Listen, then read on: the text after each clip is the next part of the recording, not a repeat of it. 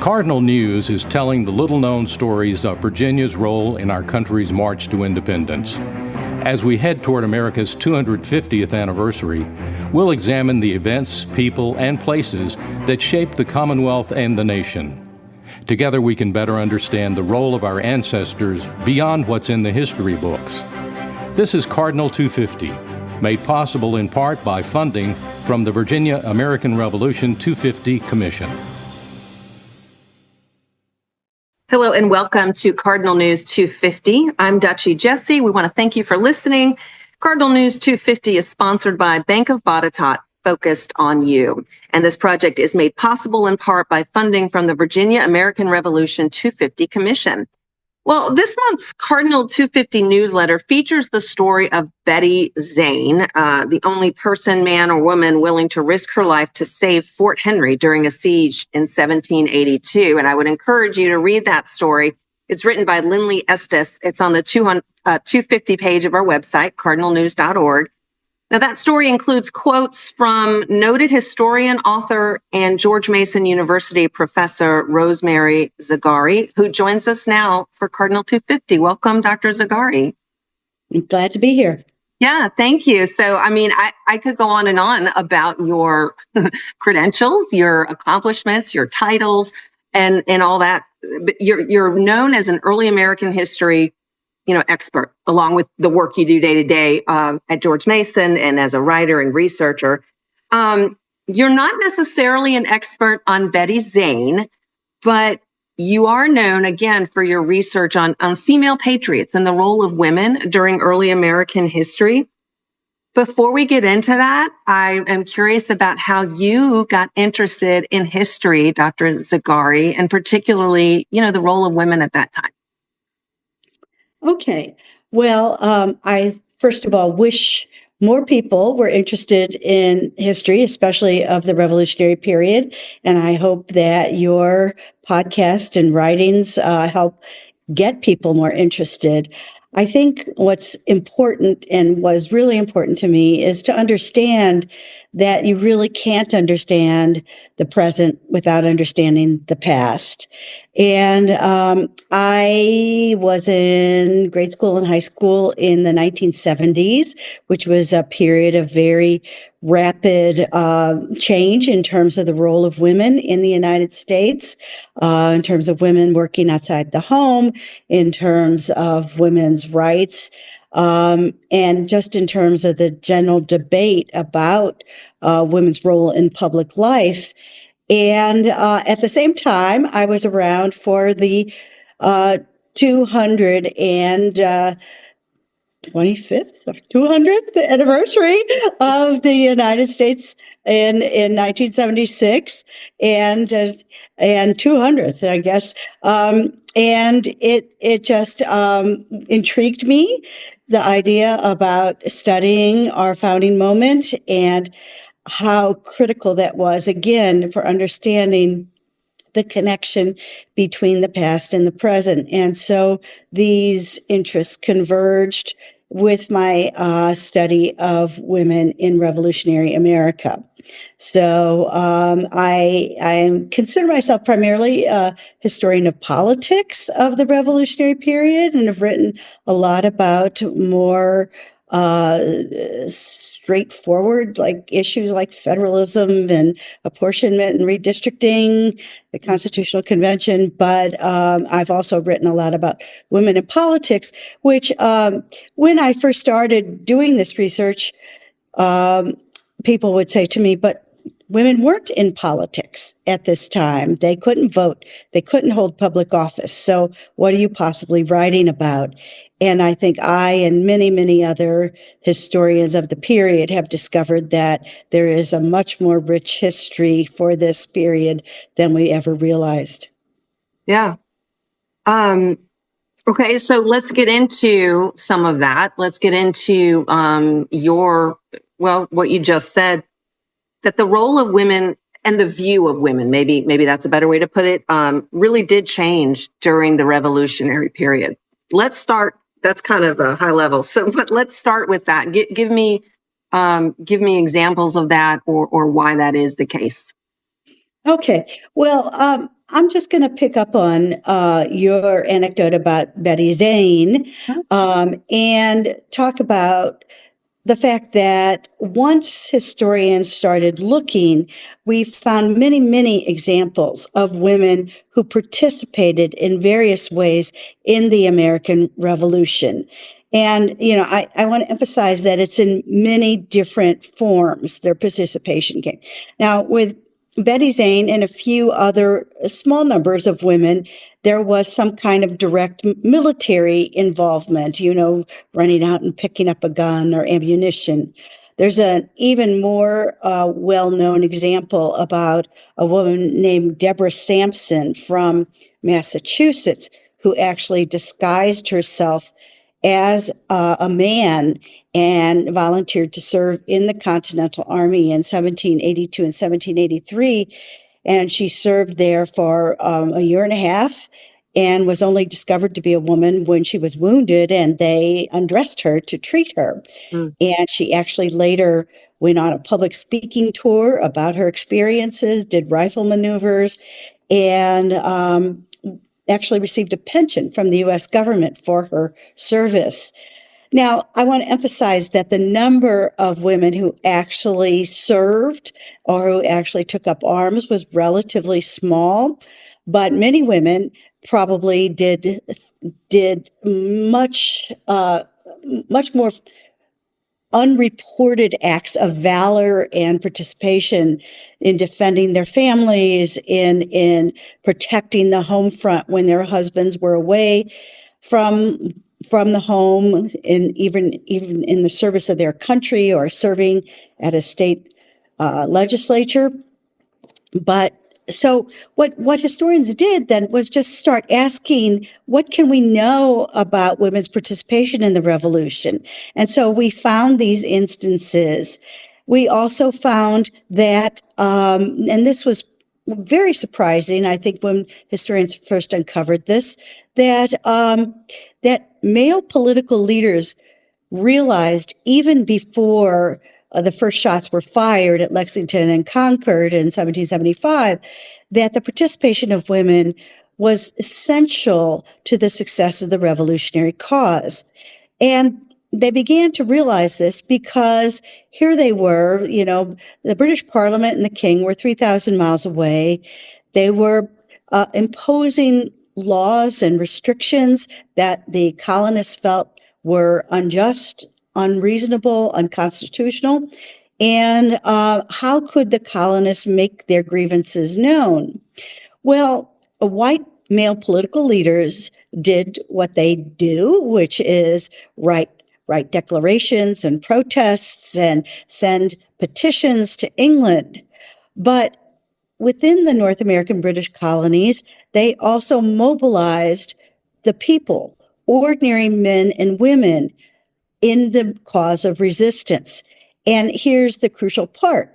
They realized that one of the most important tools they had at their disposal was the so-called boycott against British goods. The colonists were a major market for the colonists, in which the British merchants sold their goods. Up to about 40% of all British goods were sold in the colonies. And so first in response to the Stamp Act in 1765, then in response to the Townshend Acts in 1768, and then after the Coercive Acts in 1774, colonial leaders called for massive boycotts, a refusal to import British goods. And the colonists realized, the white male political leaders realized that those boycotts would only be successful if they had the support of women who were major consumers in the household. And so what you begin to see at this time is an outreach to women in newspapers, in magazines, through what were called broadsides or posters, posted on local taverns and churches and billboards. And what this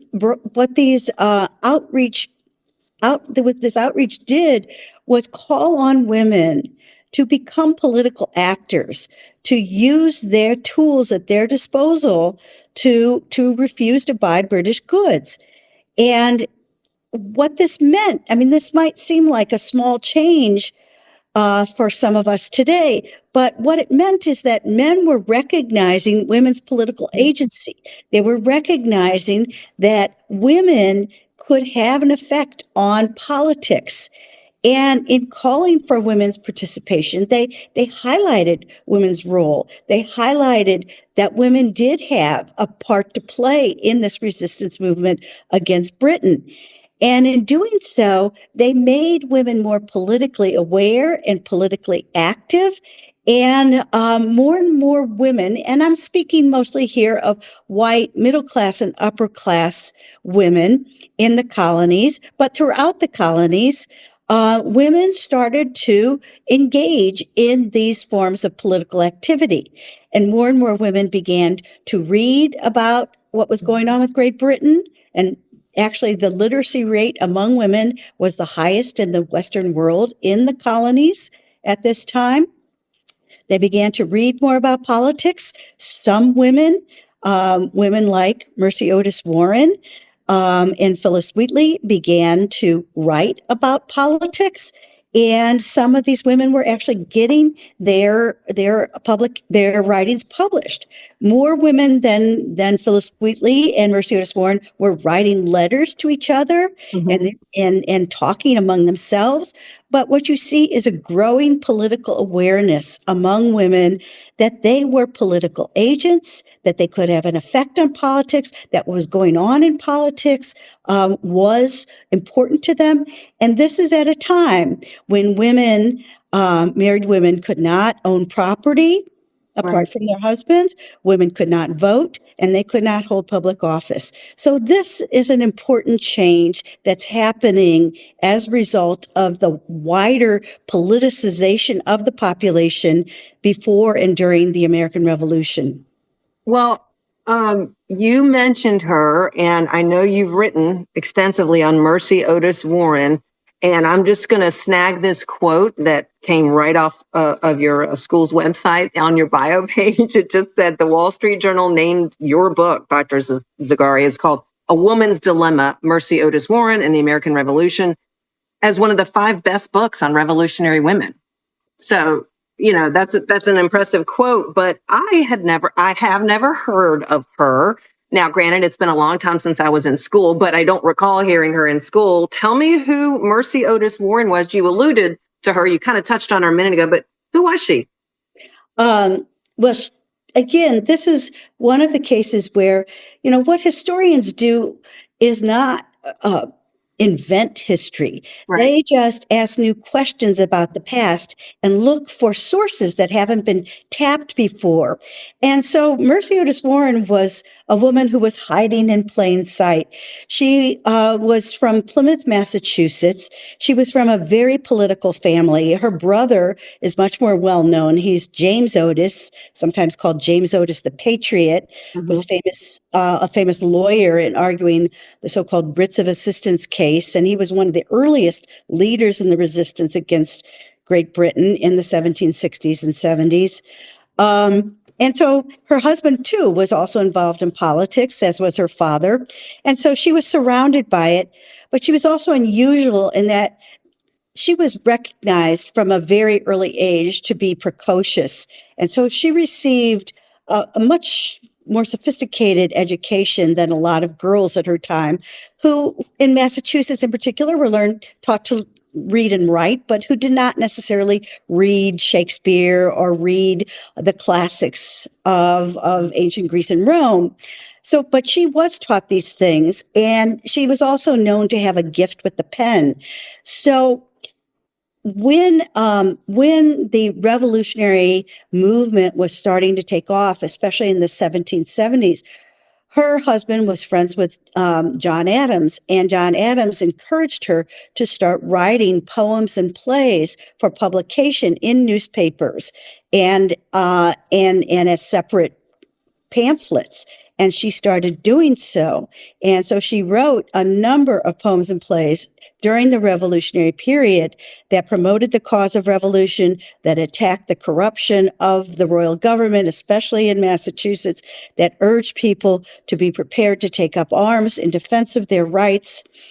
Now, I should emphasize that before the revolution, her works were not published under her own name. This was, it was very controversial to have a woman at this time writing and publishing about political matters. Politics was thought to be the realm of men. And so she had to be encouraged to do this. John Adams and her husband encouraged her to do this for the common cause, for the greater cause. And she did so. But this is a good case of how participating in this part of the revolutionary movement, that is writing pamphlets and plays and poems in support of the revolution, kind of changed Mercy Otis Warren's perception of herself. And she came to see herself as a political being, as a person having political agency. And so during the revolution, once again, with John Adams' encouragement, she started writing a history of the American Revolution, which was later published in 1805. And she published that under her own name. Whereas before she published anonymously or pseudonymous.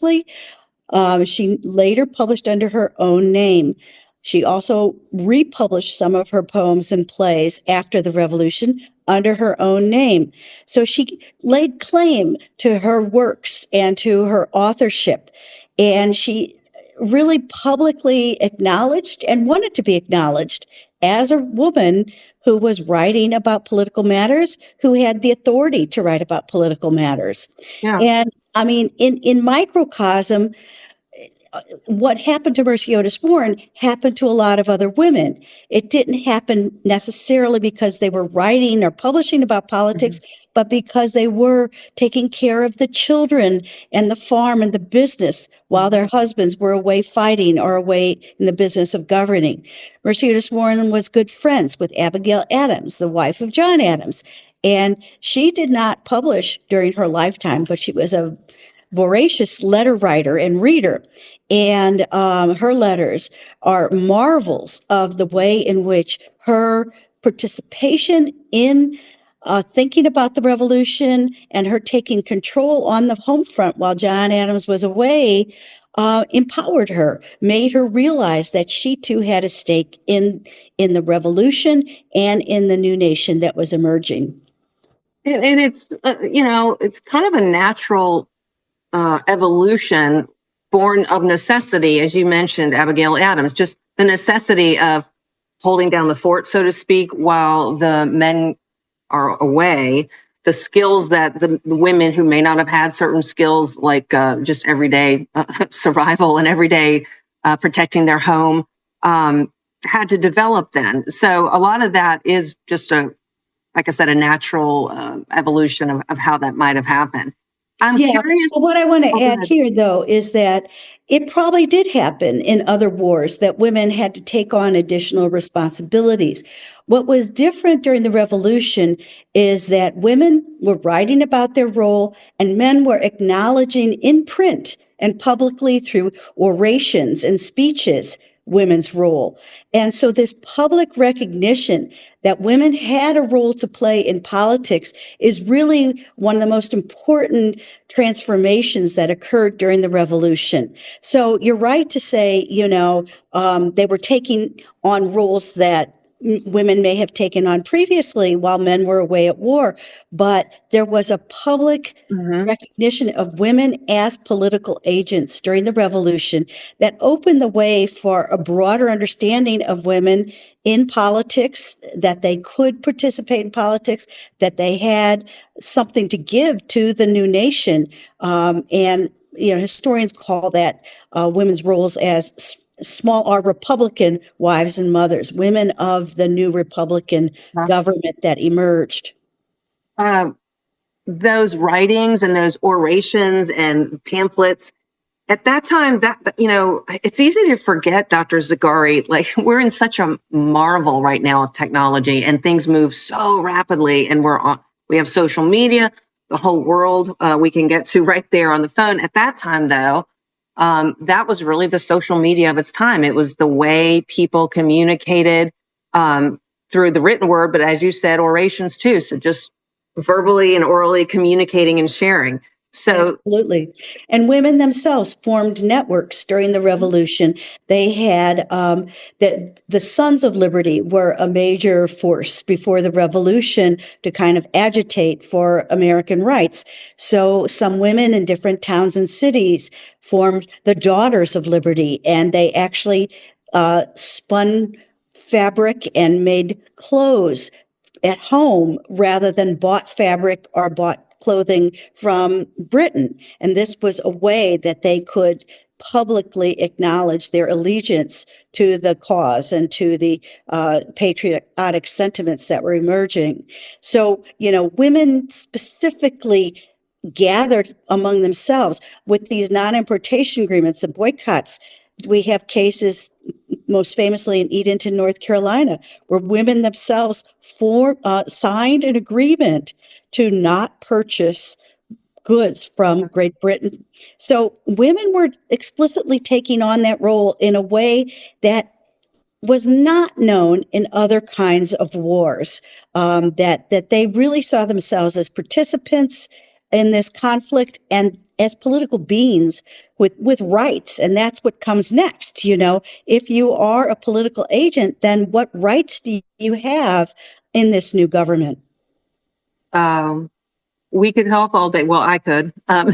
You probably have to get to something, but real quick before we go, I'm curious about your job as a professor. At the beginning of this conversation, you said, I wish more people would take an interest in history sometimes or understand the relevance of it today. Like when you get down to it, it's all about people and people back then, people now. So what excites you about students today? Because you work at a college and you teach at different levels, undergrad and graduate. You've spent a long time researching and writing about our history.